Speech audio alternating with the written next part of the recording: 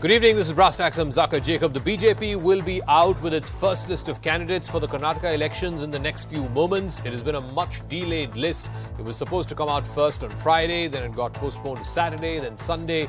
Today, finally, after 4 days, the list is going to be out in the next few moments. Karnataka in charge, Dharmendra Pradhan, will be addressing the press very soon at the BJP national headquarters here in Delhi. The question is, there are multiple stakeholders here, multiple folks who need to be kept happy. Has the party managed to placate the old war horse B.S. Yediyurappa? Yet at the same time, will it be dropping a good number of sitting MLAs? And what about the rebels, the 17 rebels who came from the JDS and the Congress? How many of them will be accommodated by the BJP? But first, the story of that list which everyone is waiting for very expectedly, and whether that list can turn the tide in favor of the BJP. But first, the story.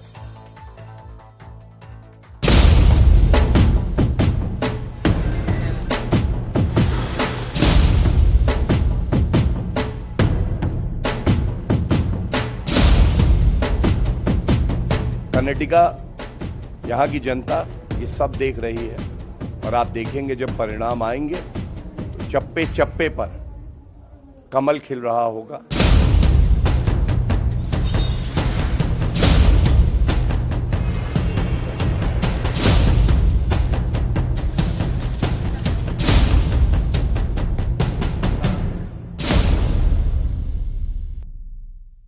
All right, so as I said at the top, we are waiting for the BJP to release its first list of candidates for Karnataka. It's expected in the next few moments. In fact, Chief Minister Basavaraj Bommai, he's been camped out in Delhi over the last few days. He's announced that after several rounds of meetings, the final list is ready. It's going to be released in two phases. The first one will be out in the next few minutes. It'll have a majority of the seats. Bommai also hinted at a massive cleanup in the BJP's first list. Several sitting MLAs are likely to miss out. Former Chief Minister B.S. Yediyurappa has also been in Delhi since Friday. He has been having multiple meetings with the party president J.P. Nadda, with Home Minister Amit Shah.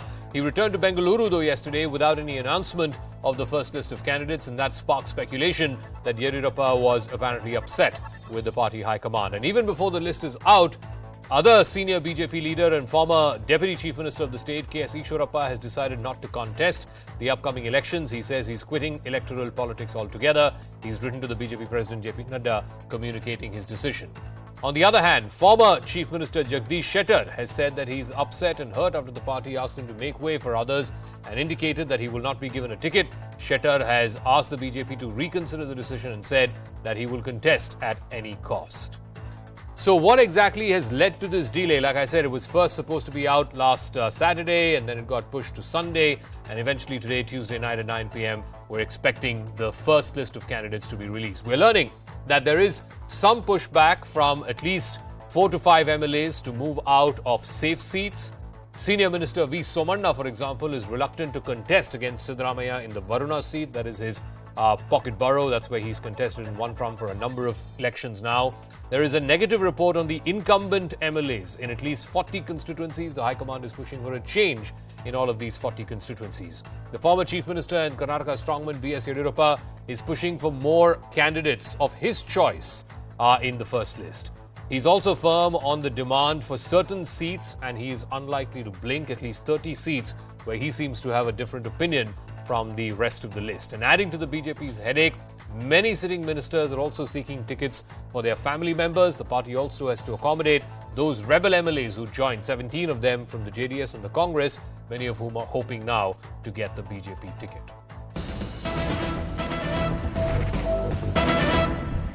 All right, so we're getting some breaking news even before that press conference starts. 30 to 40% of the candidates in the list will be new faces. Now, remember, this is an old formula under Modi and Shah. 30% of sitting candidates are changed. They've done that in Gujarat over a number of years, and now this is being expanded to other states as well.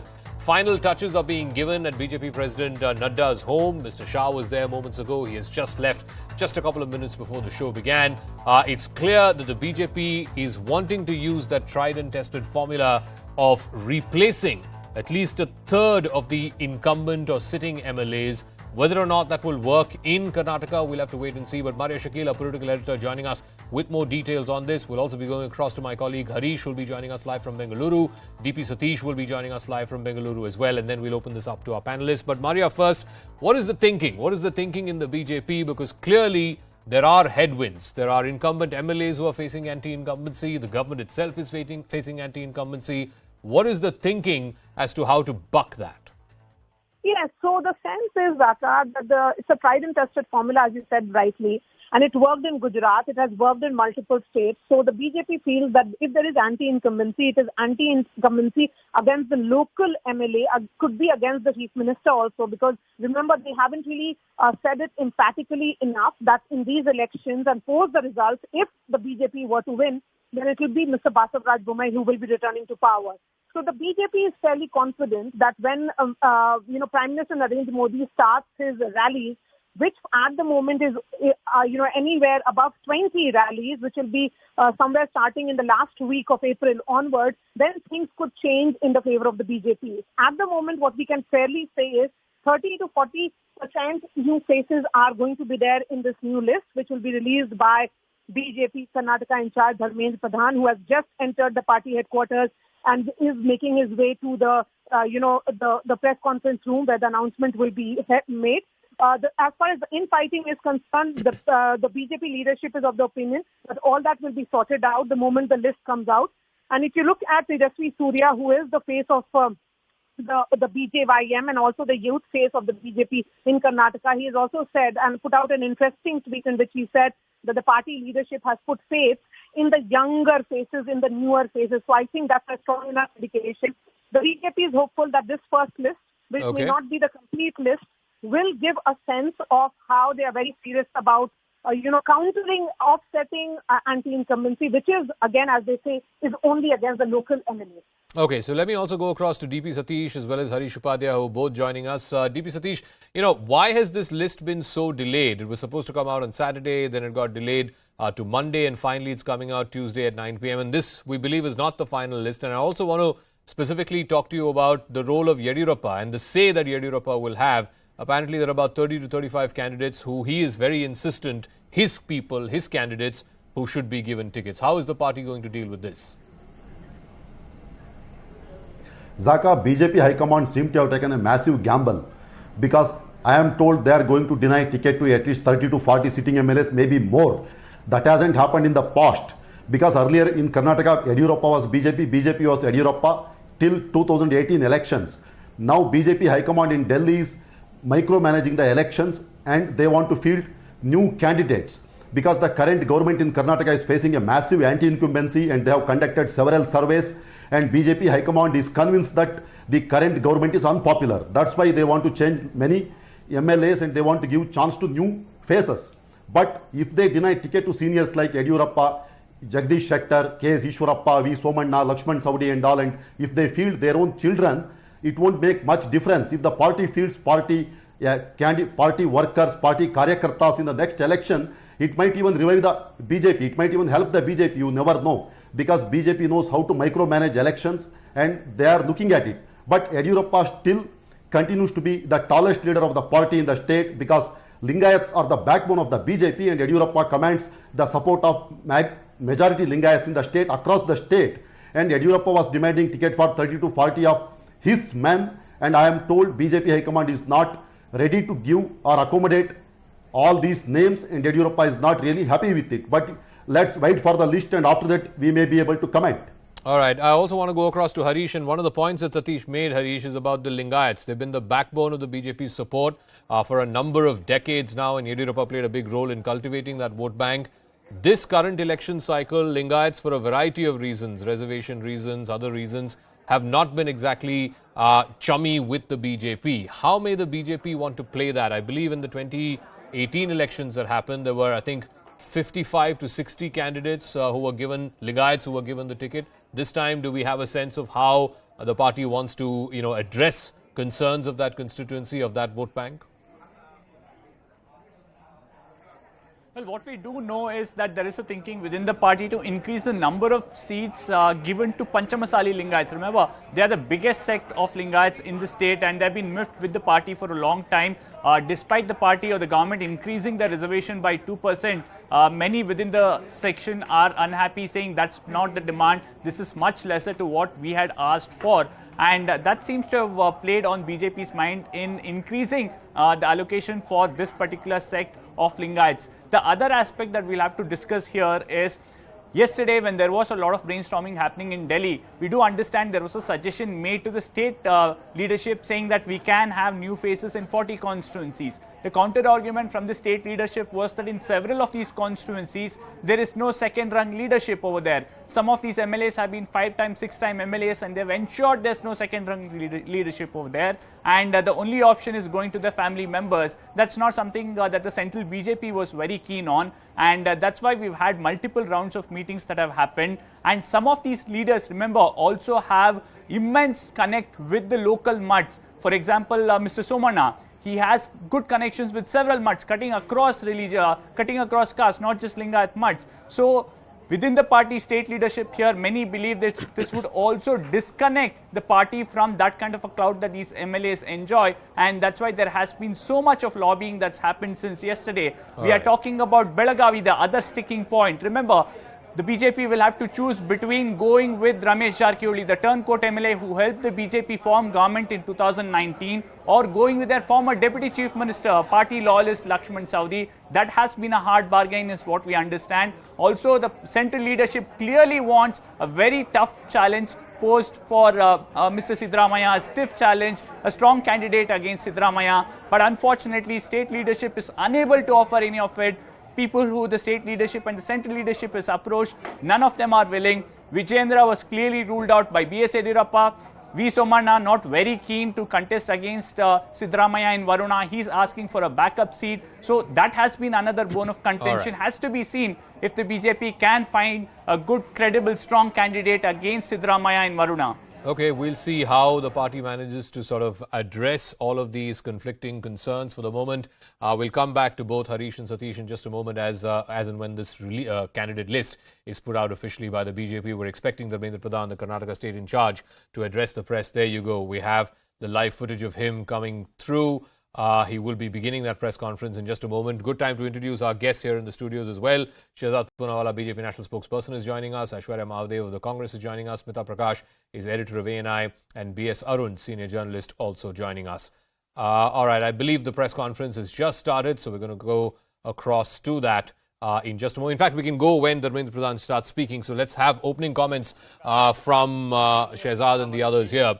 Shehzad, this is going to be a tough one. This is going to be a tough one for the BJP because, like I said, there is not just local level anti-incumbency against many of your sitting MLAs. Many of them are 4, 5, 6-time sitting MLAs, so you would expect that to add up. But more importantly, there is anti-incumbency against the state government as well. So this is going to be a difficult balancing act for the High Command and for your party leadership because you have to take care of this as well as, of course, to address Mr. Yediyurappa and his concerns. Zaka, very quickly before the press conference starts, if you've seen the overwhelming trend after 2019 in state elections, and if you take the last 8 to 10 state elections, there has been a trend of pro-incumbency in the favor of the BJP, which means that the Prime Minister's charisma and his work and his dedication for the country to take this country to greater heights, coupled with our state governments who perform and deliver on social welfare, Samajik Nyaya and Labhartis, that double engine powers our pro-incumbency, and therefore we've been able to. Okay, I believe the press conference has just started. Let's go. राष्ट्रीय महामंत्री तथा कर्नाटक के संगठन के लंबे समय से काम करने वाले हमारे आदरणीय प्रभारी अरुण सिंह जी औपचारिक रूप में कर्नाटक की आने वाले विधानसभा जिसकी नॉमिनेशन 13 तारीख से शुरू होकर 20 तारीख तक चलेगा और 10 मई को चुनाव होगा। आप लोगों की मन में भी उत्कंठा थी। इस बार पार्टी ने, भारतीय जनता पार्टी एक डेमोक्रेटिक पार्टी होने के नाते विधानसभा स्तर की ऑर्गेनाइजेशनल लीडरशिप पार्टी की रिस्पॉन्सिबल कार्यकर्ताओं की कंसल्टेशन की प्रक्रिया पूरा किया। इसी महीने, पिछले महीने की 31 को, फिर फर्स्ट और सेकेंड कर्नाटक के सारे 31 जिले में इस प्रक्रिया को पूरा किया गया। 25,000 से ज्यादा ग्रासरूट पॉलिटिकल एक्टिविस्ट, संगठन के कार्यकर्ता उस कंसल्टेशन में पार्टिसिपेट किए। फिर 1 और 2 तारीख में कर्नाटक की डिस्ट्रिक्ट लेवल की लीडरशिप से स्टेट की लीडरशिप, हमारे नेता आदरणीय येदियुरप्पा जी, प्रदेश के लोकप्रिय मुख्यमंत्री बोम्मई जी, प्रदेश के अध्यक्ष नलिन कटील जी तथा तमाम वरिष्ठ नेता जिला की लीडरशिप से चर्चा किया। फिर 4-5-2 दिन स्टेट इलेक्शन कमेटी बेंगलुरु में बैठी। उन्होंने पैनल बनाया, विधानसभा स्तर की रिकमेंडेशन, डिस्ट्रिक्ट लेवल की रिकमेंडेशन, उसको लेके डिटेल पॉलिटिकल एनालिसिस करते हुए हमने फिर स्टेट इलेक्शन कमेटी को के अंदर हम लोग मिले। फ्रेंड्स, आज बीजेपी जो democratic party, we have run through a consultation process starting from assembly level to state level, involving more than 25,000 grassroots worker, activist, political responsible representative. We have completed our consultation process. Karnataka State Election Committee recommended a panel of names to Central Election Committee. Central Election Committee, in the august presence of our Honorable Leader, Prime Minister of India, Sri Narendra Modi ji, National President Sri Jagat Prakash Nadda ji preside over the meeting. All the important leaders, Honorable Rajnath Singh ji, Honorable Amit Shah ji, National Organizing Secretary B.L. Santosh ji, and all the senior leaders participated in the election committee, Central Election Committee, with detailed deliberation. Today, with the recommendation of Central Election Committee, now we are going to announce 189 candidates for forthcoming assembly election of Karnataka. Before formally announcing the candidates, if I say in one sentence what is the basic feature of this consultancy process and what is the outcome. मित्रों, एक राजनीतिक और प्रजातांत्रिक party के नाते, democratic party के नाते इस प्रक्रिया को पूरा करने के बाद 21वीं सदी में 9 candidates' names will be revealed today. So 35 or so are still not going to be released today. I think there is still some back and forth that the party is doing on about 35 odd names. But 189 names is what we will get today at the end of that press conference. Shehzad Poonawalla here in our studios, Aishwarya Mahadev of the Congress, Smita Prakash and B.S. Arun with us.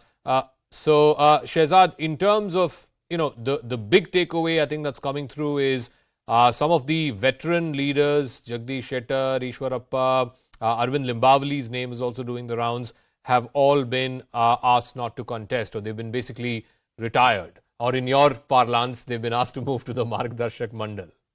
Speculation is most dangerous when it seems easiest. I'll let the party announce it. And anyways, we are an institutional party. We are not a parivarik party that I would be privy to this. There's an institution in our party. Mr. Dharmendra Pradhan has just described how the institution collects the feedback from every level, and therefore it takes a certain amount of time. If it was a one parivar party or a two parivar party, maybe the tickets, even then in Hassan we are seeing what is happening. But anyway, let me not get sidetracked. The idea is that we have seen in the last 10 elections pro-incumbency because of the double-engine sarkar of the centre and the state. That is what we are seeing in Karnataka. Highest FDI received by our government in Karnataka. 45% of the entire FDI of the country has come to Karnataka. The fact is that 53 lakh farmers have benefited from the Kisan Samman Nidhi. The fact is that 40 lakh plus people have got toilets. You've got 32 lakh gas cylinder connections being given. You've had a trajectory of growth, whereas 6.2% growth during their tenure, it's 9.5%. Agriculture has grown, and all of these stories are now being reflected in our pro-incumbency story. On one hand, we have a double engine, and on the other hand, Aishwarya's party has double trouble. They don't, even before the power spoils have come to them, which it won't, they have started fighting over the seat. And look at their candidates. One of them is a person who's been accused number one in murder. Another one is somebody who had a role in defeating Mr. Khadge. So you have double engine versus double trouble. And therefore, Aishwarya seems very keen on grabbing media narratives. But on the ground, it's not. Double engine versus double trouble is what Shehzad is saying. Aishwarya Mahadev, 189 candidates will be released today. The names will be released. That's as much. In fact, I think it's a little more than what the Congress has already released. Yeah. Good evening, Zaka. I think even with all the facts that Shehzad rattled off, very good, impressive reading, of course, but none of that is going to save them on the ground, because whether you like it or not, Prime Minister Modi cannot save them, one. And second, it has not been double engine sarkar whatsoever, whether it's the fact that 865 villages of Karnataka being claimed by the BJP coalition in Maharashtra, whether it's the fact that GST dues are still pending. You saw your own Chief Minister Yediyurappa cry for flood relief. You're seeing the scam and the sham that is the reservation policy that they've implemented. And the fact that now you're allowing one of our largest indigenous cooperatives to be subsumed and destroyed. You realize that there's no double engine sarkar whatsoever, and double trouble. You're talking about double trouble in my party. Shehzad Jagdish Shettar is a former CM who has openly rebelled about saying, I'm a 6-time undefeated MLA and you want to take me out. Ishwarappa was asking for a ticket. You threw him out of a ministry. You talk about justice for OBCs. You know exactly what you've done to him. You're also talking about Murugesh Nirani and Bommai fighting. You're talking about Yediyurappa, whose only name was mentioned by Prime Minister Modi. But C.T. Ravi tells,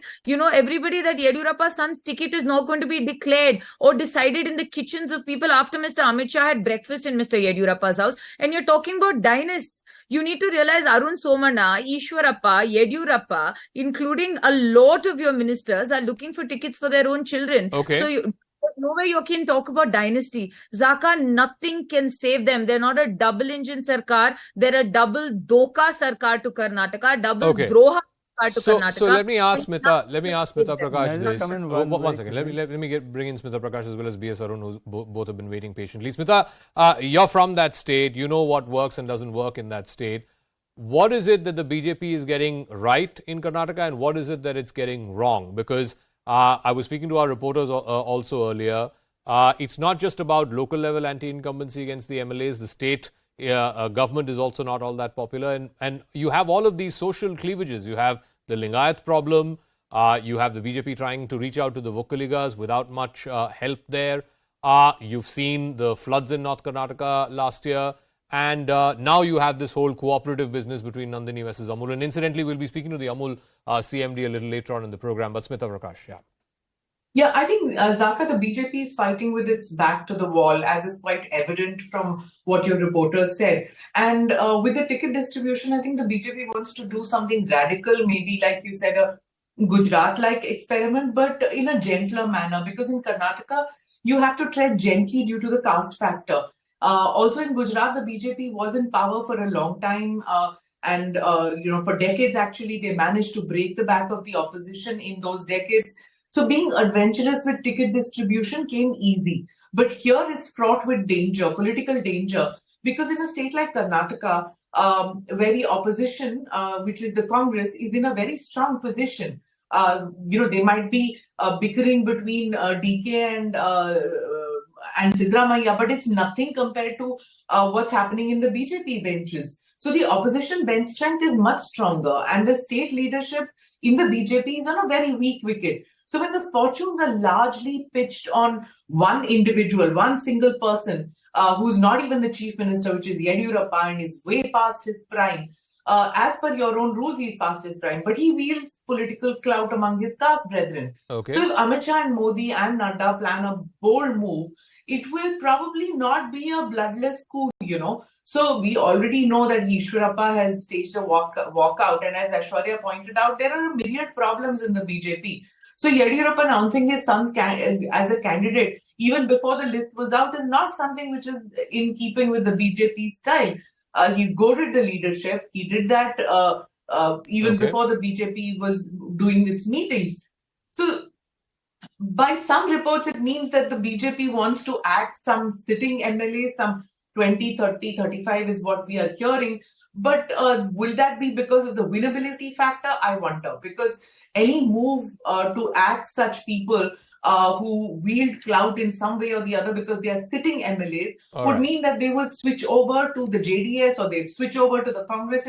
There's really no ideology loyalty when it comes to sitting MLAs. They'll switch easily. And if they switch or if they go even independent, what's going to happen is what we saw in the earlier election, some kind of a khichdi, again another party comes in, kingmakers will come to play, those kind of things. But the Congress right now seems much stronger and they have their narrative going. BS Arun, there is also, it's not like either in the Congress or in the JDS, it's all hunky-dory. The Congress, there is this legendary sort of rivalry that's going on between DK Shivkumar and Siddaramaiah. Of course, they have the momentum of anti-incumbency in their favor, but that doesn't mean that everything is hunky-dory. The Congress has still not released its full list. It's only about 160-odd seats that have been declared.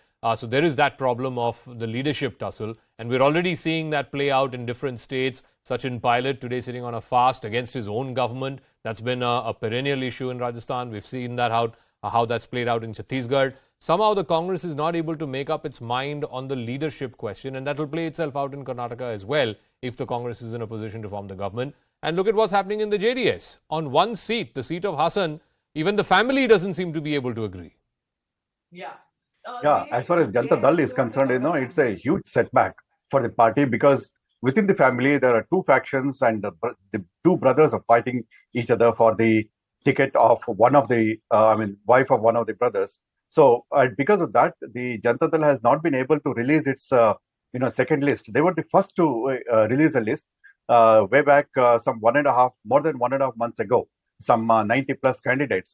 But after that, the party has not been able to release any list, and day in and day out, we are seeing the family drama playing out in the open on the streets, and one giving the statement against the other.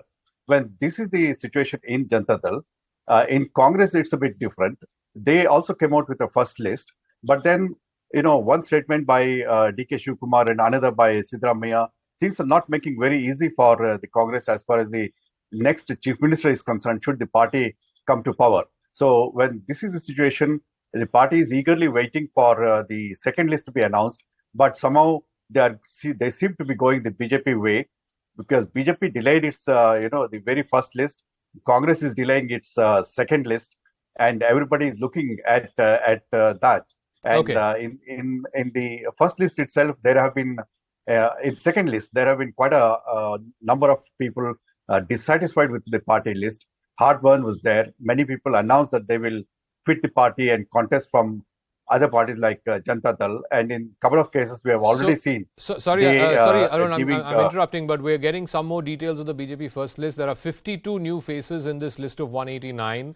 Some of the big names, 32 OBC names as well in this BJP list of 189. We'll check to see how many Lingayats have been mentioned there. But 52 new faces, some of the big drops.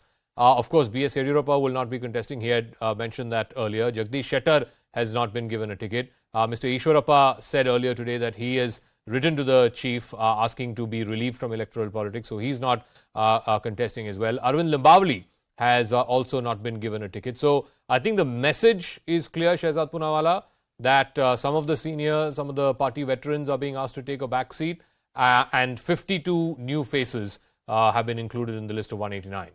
Even static water becomes dangerous after some time, and therefore dynamism is required, whether in politics or whether in part of life, and therefore people come and people go, and the BJP is an institution. It is not a family-run party where only one family has a privilege. Now, having said that, let me come to a couple of points. There's double speak on the part of my good friend Aishwarya. If they are so confident of winning, here is a statement of MB Patil, and I hope she knows who MB Patil is.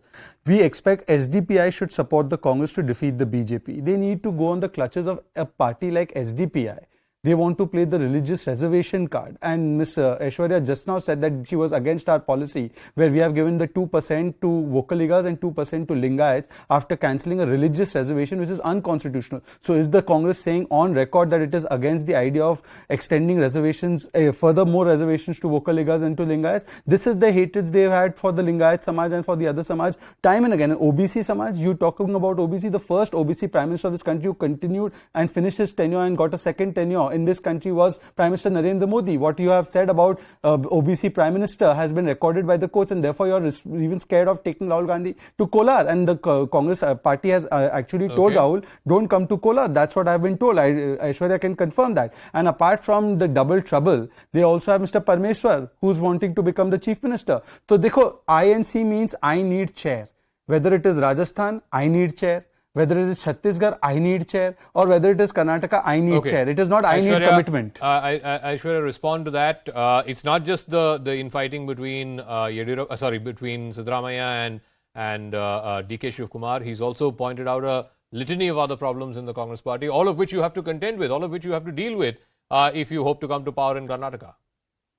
Zaka, the very singular fact is that the Congress has already made it very, very clear. Everybody is allowed to have their aspirations, but it is collective leadership. And second, when he talks about this reservation policy, it is wonderful rhetoric to say, oh, are we cheating? 1 second. You give 2% to the Vokaligas and the Lingayats who are asking for 15 and 13% respectively. 1. Second, the parliament itself, the Modi government in the center, your double engine Sarkar itself, on 14th March 2023 said what? They said, we have no absolute intention of increasing the ceiling, either via constitutional amendment or adding the Karnataka proposal to the 9th schedule, which, mind you, hadn't even reached there. And you told me something about an INC. Let me tell you what BJP is. It is Bharatiya Janata Party. And because today what has happened in Karnataka is this. When you talk about the scams, there was PSI scam, there was contractors associations, teachers, eggs for school children, for midday meals, mind you. You saw Goshalas having scams. And your litany of leaders, let me give out a list and you can all look at what all they've done. Let's not even start with Sarki Holi. There is Hartal Halappa, there is Ram Das, there's Madal Virupakshappa, there is also Arvind Limbavali and Ishwarappa. You have a star-studded cast of corruption, and you come here preaching high and mighty about double engine and development. You have only developed the coffers of your own, and that is the. All right. I got to wrap up. It's a curtailed debate on Karnataka because the list also came out today, but we'll see. I think it's game on now. We've got the first list both from the Congress and the BJP. It's game on there in Karnataka. And as they say, may the best man or woman win. We'll see, and we'll be very closely keeping tabs on this Karnataka election because it has ramifications not just for that state, but in the road for 2024 as well.